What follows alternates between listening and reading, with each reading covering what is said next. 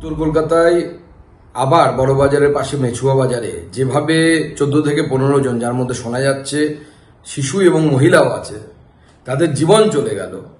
প্রশাসন সম্পূর্ণরূপে ব্যর্থ এবং এই অগ্নিকাণ্ডে যাদের জীবন গেল এটাকে মার্ডারই বলা উচিত, এদের দুর্ঘটনা বলা উচিত না।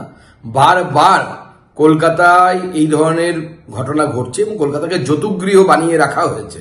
আমরা বারবার বলেছি যে মাননীয় মুখ্যমন্ত্রী এই বিষয়ে সদর্থক ভূমিকা নেওয়া উচিত এবং এই বিষয়ে চিন্তা ভাবনা করা উচিত, কিন্তু মাননীয় মুখ্যমন্ত্রীর তো হোদবোধ নেই। তিনি ওদিকে নাচ গান, মেলা, কালচারাল সেন্টার এই করতেই ব্যর্থ।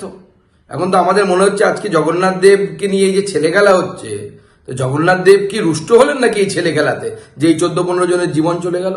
আগামী জানি না আগামী দিনে আরো বাড়বে কিনা, আগামী সময়ে যত আসছে এই মৃত্যুর সংখ্যা আরো বাড়বে কিনা আমার জানা নেই, কিন্তু এটা টোটাল প্রশাসনিক অপদার্থতার অন্যতম চরম নিদর্শন। কোনো নিয়মকানুন কিচ্ছু মানা হচ্ছে না কলকাতার, বিশেষ করে উত্তর কলকাতার যে ঘিঞ্জি এলাকাগুলো আছে, বড়বাজার থেকে শুরু করে বিভিন্ন জায়গায়, এবং বারবার এই ধরনের ঘটনা ঘটছে এবং মুখ্যমন্ত্রী নেই। মুখ্যমন্ত্রী দীঘায় গিয়ে বসে আছেন, তিনি